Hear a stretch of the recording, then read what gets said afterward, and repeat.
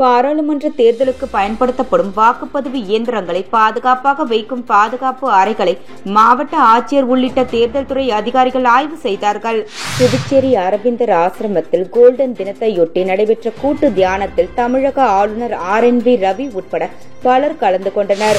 புதுச்சேரியில் பல்வேறு வகையில் ரூபாய் 6.63 லட்சம் பணம் மோசடி செய்த சைபர் கிரைம் குற்றவாளிகளை போலீசார் தேடி வருகின்றனர். புதுச்சேரியில் மூடப்பட உள்ள ரேஷன் கடைகளை மீண்டும் திறக்க கோரியும் நிலுவையில் உள்ள 55 மாத ஊதியத்தை வழங்க கோரி 300க்கும் மேற்பட்ட ரேஷன் கடை ஊழியர்கள் வாக்காளர் அடையாள அட்டையை ஒப்படைக்கும் போராட்டத்தில் ஈடுபட்டனர். புதுச்சேரி நகர பகுதியில் பியூட்டி கேர் மற்றும் ஸ்பா பெயரில் விபச்சாரம் நடத்திய 5 பேரை பெரியகடை போலீசார் கைது செய்து சிறையில் அடைத்தனர். அண்ணா நகர் பகுதியில் தனியார் துணிக்கடை நிறுவனத்தில் 2 பெண்கள் மோதிக்கொள்ளும் CCTV காட்சி சமூக வலைதளத்தில் வைரலாகி வருகிறது. பாராளுமன்ற தேர்தலுக்கு பயன்படுத்தப்படும் வாக்குப்பதிவு இயந்திரங்களை பாதுகாப்பாக வைக்கும் பாதுகாப்பு அறைகளை மாவட்ட ஆட்சியர் உள்ளிட்ட தேர்தல் துறை அதிகாரிகள் ஆய்வு செய்தார்கள்.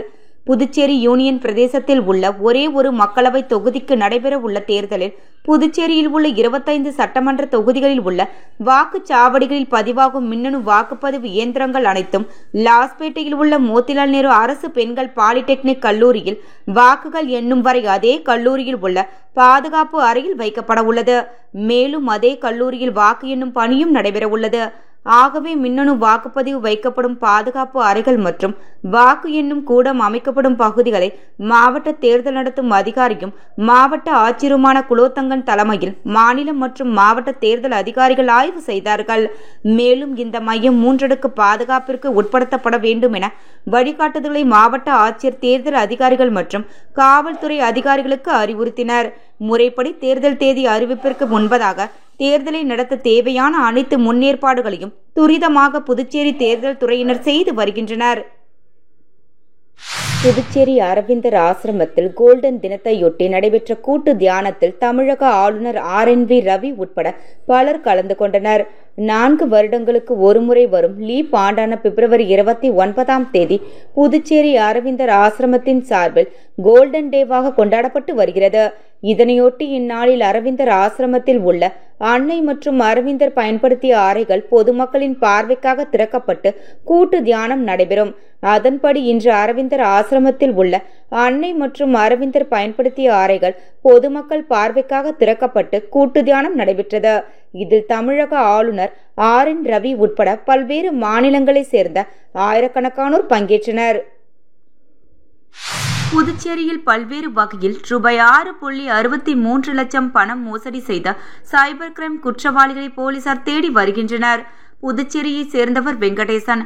இவர் மொபைலுக்கு மர்ம நபர் ஒருவர் தொடர்பு கொண்டு ஆன்லைனில் பணம் முதலீடு செய்தால் அதிக லாபம் கிடைக்கும் என கூறினார். அதை நம்பி அவர் தவணை முறையில் ரூபாய் 5.44 லட்சம் பணத்தை தனது வங்கி கணக்கின் மூலம் அனுப்பினார். அதன் பிறகு அந்த நபரை தொடர்பு கொள்ள முடியாமல் போனது. அதேபோல் புதுச்சேரி வெங்கடகிருஷ்ணனும் வங்கி அதிகாரி போல பேசிய நபர் கிரெடிட் கார்டு சலுகை என கூறி அவரது வங்கி விவரங்களை வாங்கி OTP எண் மூலம் ரூபாய் 50,000 பணத்தை எடுத்துள்ளனர். மேலும் 4 பேரிடம் மர்ம நபர்கள் தொடர்பு கொண்டு நூதன முறையில் மொத்தம் ரூபாய் 69,000 பணத்தை மோசடி செய்தனர். இவர்கள் கொடுத்த புகாரின் பேரில் சைபர் கிரைம் போலீசார் வழக்கு பதிந்து குற்றவாளிகளை தேடி வருகின்றனர்.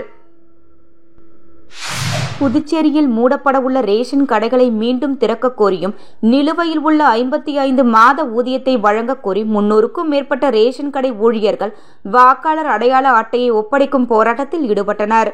மத்திய அரசின் நேரடி பண பரிவர்த்தனை திட்டத்தின் கீழ் புதுச்சேரியில் வழங்கப்படும் இலவச அரிசிக்கு பதிலாக அதற்கான பணத்தை பயனாளிகளின் வங்கிக் கணக்கில் நேரடியாக செலுத்தப்பட்டு வருகிறது.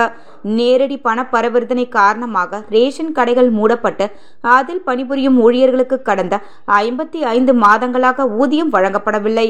இந்நிலையில் நிலுவையில் உள்ள 55 மாத ஊதியத்தை உடனடியாக வழங்க கோரியும் 10 ஆண்டுகளுக்கு மேல் பணிபுரியும் ஊழியர்களுக்கு பணி நிரந்தரம் செய்ய கோரியும் மூடப்பட்டுள்ள ரேஷன் கடைகளை மீண்டும் திறந்து வேலை வழங்க கோரி 300க்கும் மேற்பட்ட ரேஷன் கடை ஊழியர்கள் தட்டாஞ்சாவடி பகுதியிலிருந்து ஊர்வலமாக புறப்பட்டு மாவட்ட ஆட்சியர் அலுவலகத்தை முற்றுகையிட ஊர்வலமாக சென்றனர்.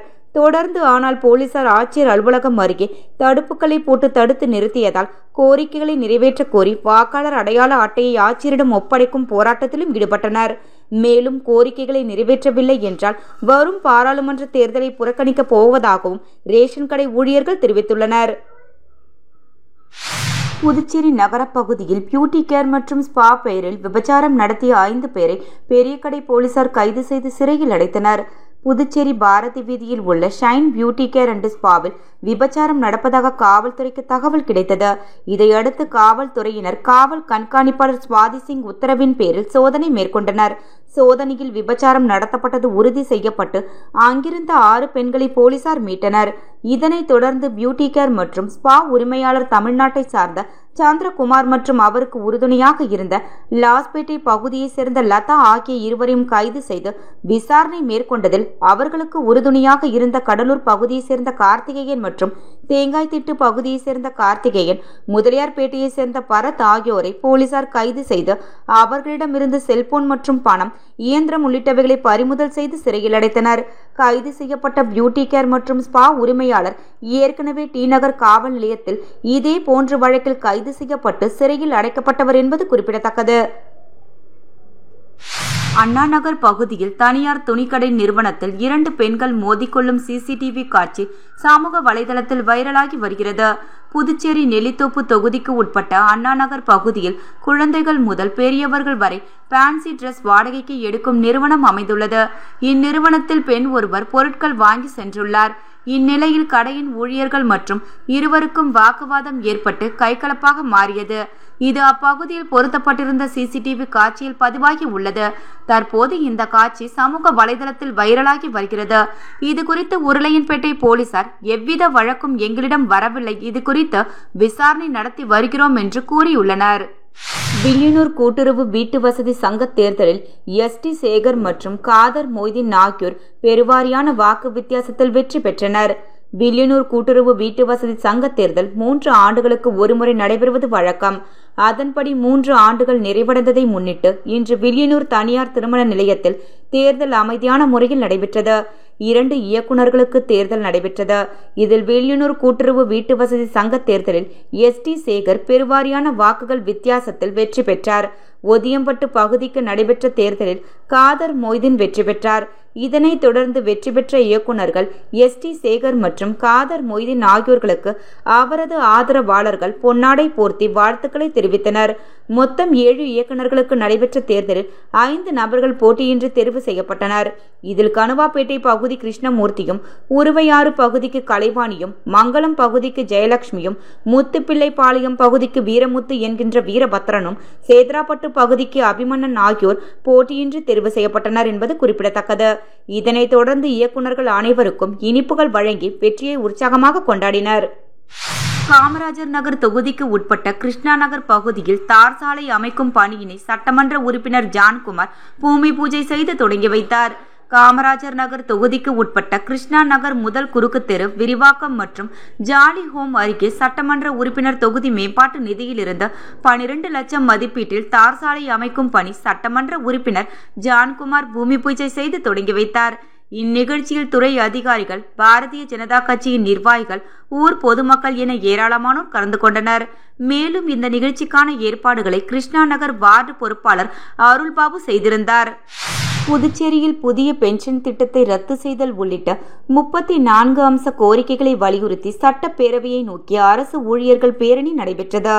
புதுச்சேரி அரசு ஊழியர் சங்கங்களின் சம்மேளனம் சார்பில் புதிய பென்ஷன் திட்டத்தை ரத்து செய்து பழைய பென்ஷன் திட்டத்தை அமல்படுத்த வேண்டும், 7வது ஊதிய குழு பரிந்துரைகளை அரசு சார்பு நிறுவனங்கள், பொதுத்துறை மற்றும் ஒரு சில தன்னாட்சி நிறுவனங்களில் பணிபுரியும் நிறுவன ஊழியர்களுக்கு அமல்படுத்த வேண்டும் என்பன உள்ளிட்ட 34 அம்ச கோரிக்கைகளை வலியுறுத்தியும் இதற்கான கையெழுத்து இயக்கம் நடத்தி பழைய பென்ஷன் திட்டத்தை அமல்படுத்த சட்டசபையில் தீர்மானம் நிறைவேற்ற வலியுறுத்தி பேரணி நடந்தது. சுதேசி பஞ்சாலையில் எதிரில் இருந்து புறப்பட்ட பேரணியை அரசு ஊழியர் சம்மேளன அறக்கட்டளை தலைவர் முருகன் துவக்கி வைத்தார். அரசு ஊழியர் சம்மேளன தலைவர் ரவிச்சந்திரன் தலைமை வகித்தார். இதில் கௌரவ தலைவர் பிரேமதாசன், பொதுச் செயலாளர் ராதாகிருஷ்ணன் உட்பட 1000க்கும் மேற்பட்டோர் முக்கிய வீதிகள் வழியாக பேரணியாக சென்று சட்டப்பேரவையில் முதல்வரை சந்தித்து கோரிக்கை மனு அளித்தனர். பாராளுமன்ற தேர்தலுக்கு பயன்படுத்தப்படும் வாக்குப்பதிவு இயந்திரங்களை பாதுகாப்பாக வைக்கும் பாதுகாப்பு அறைகளை மாவட்ட ஆட்சியர் உள்ளிட்ட தேர்தல் துறை அதிகாரிகள் ஆய்வு செய்தார்கள். புதுச்சேரி அரவிந்தர் ஆசிரமத்தில் கோல்டன் தினத்தையொட்டி நடைபெற்ற கூட்டு தியானத்தில் தமிழக ஆளுநர் RNV ரவி உட்பட பலர் கலந்து கொண்டனர். புதுச்சேரியில் பல்வேறு வகையில் ரூபாய் 6.63 லட்சம் பணம் மோசடி செய்த சைபர் கிரைம் குற்றவாளிகளை போலீசார் தேடி வருகின்றனர். புதுச்சேரியில் மூடப்பட உள்ள ரேஷன் கடைகளை மீண்டும் திறக்க கோரியும் நிலுவையில் உள்ள 55 மாத ஊதியத்தை வழங்க கோரி 300க்கும் மேற்பட்ட ரேஷன் கடை ஊழியர்கள் வாக்காளர் அடையாள அட்டையை ஒப்படைக்கும் போராட்டத்தில் ஈடுபட்டனர். புதுச்சேரி நகர பகுதியில் பியூட்டி கேர் மற்றும் ஸ்பா பெயரில் விபச்சாரம் நடத்திய 5 பேரை பெரியகடை போலீசார் கைது செய்து சிறையில் அடைத்தனர். அண்ணா நகர் பகுதியில் தனியார் துணிக்கடை நிறுவனத்தில் 2 பெண்கள் மோதிக்கொள்ளும் CCTV காட்சி சமூக வலைதளத்தில் வைரலாகி வருகிறது.